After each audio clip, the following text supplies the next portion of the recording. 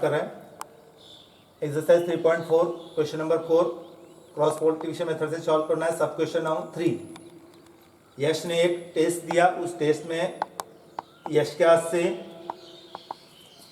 X question उसने छुड़ाया जिसके आंसर राइट आए, वाई क्वेश्चन उसने छुड़ाया उसके आंसर रॉन्ग आ गए।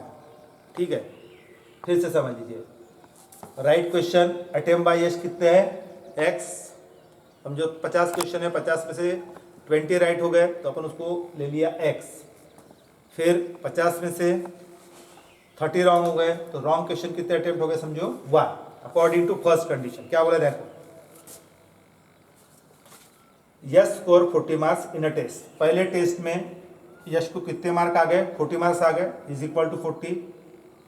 राइट के लिए हो गए 3x मार्क क्योंकि एक के लिए कितने मार्क है 3। लूजिंग लॉस के लिए कितना है 1 तो 3y इज इक्वल टू 40। अब सेकंड कंडीशन में क्या होता है देखो, अकॉर्डिंग टू सेकंड कंडीशन। क्या है आपकी सेकंड कंडीशन, केयरफुली ऑब्जर्व। क्या है, he had 4 marks awarded for correct. Correct के लिए कितने मार्क अवार्ड हो रहे हैं 4 एक क्वेश्चन के लिए। अपने क्वेश्चन कितने हैं 4x। फिर रॉन्ग के लिए कितने हो गए and 2 mark have been deducted. Deduct यानी कम होना फॉर ईच अनकरेक्ट आंसर। तो 4x minus 2y is equal to, फिर दूसरे टेस्ट में यश को कितने मार्क मिले 50 मार्क्स मिले। फिर समझ लीजिए 4 मार्क करेक्ट के लिए तो 4x हो गया, लूज यानी डिडक्ट हो गए तो माइनस 2y हो गया और दोनों को मिला के 50। Then 4x minus 2y minus 50 is equal to 0। ये हो गया आपका दोनों भी। कौन से मेथड से सॉल्व करते हैं आप, क्रॉस मल्टीप्लिकेशन से। तो उसके पहले आप क्या करते हैं, दोनों इक्वेशन पर से x और y की वैल्यू निकालते हैं। निकाल लीजिएगा 3x minus 1y minus 40 is equal to 0। Secondly 4x minus 2y, 4x minus 2y minus 50 is equal to 0. Then compare with a1x plus b1y plus c1 is equal to 0, a2x plus b2y plus c2 is equal to 0.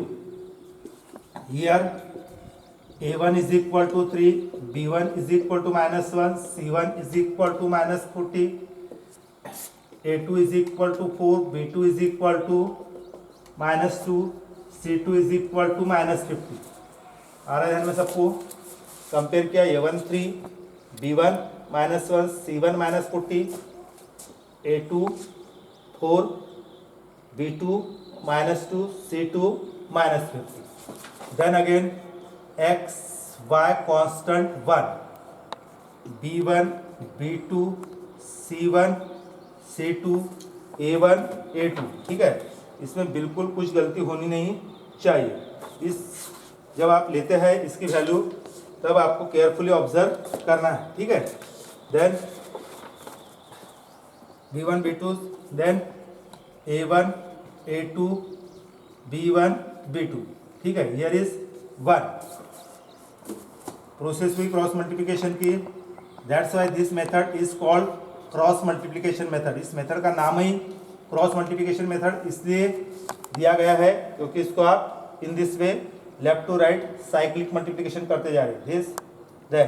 This then substitute x y 1 substitute the values b1 minus 1 b2 minus 2 c1 minus 40 c2 minus 50। ठीक है, A1 3 A2 4 then B1 minus 1 B2 minus 2। ठीक है, फिर से check कर लीजिए B1 B2 minus 1 minus 2 right. ठीक है, C1 C2 माइनस 40 माइनस 50 बराबर लिखा आपने। देन Y के लिए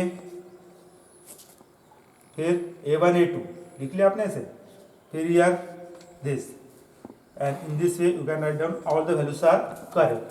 तो फिर आप क्या कर रहे हैं, एक्स और वाई के वैल्यू को सॉल्व कर रहे हैं। एक्स अपॉन -1 इंटू -50 50 माइनस -2 -40 कितना हो गया, एक +80 हो गया आपके पास, इज इक्वल टू, फिर से समझ, -1 इंटू 50 कितना हो गया +50, -2 इंटू -40 हो गया 4 2 80 हो गया। फिर इसका मल्टीप्लिकेशन किया, -40 इंटू 4 4 4 जा -160 -50 माइनस y अपॉन आप लिख रहे -50 इंटू 3 कितना हो गया, 15 -150 is equal to 1 upon 3 into -2 कितना हो गया आपका -6, 4 इंटू -1 कितना हो गया 4 इंटू -1 -4। फिर आप इसको सॉल्व करते जा रहे हैं।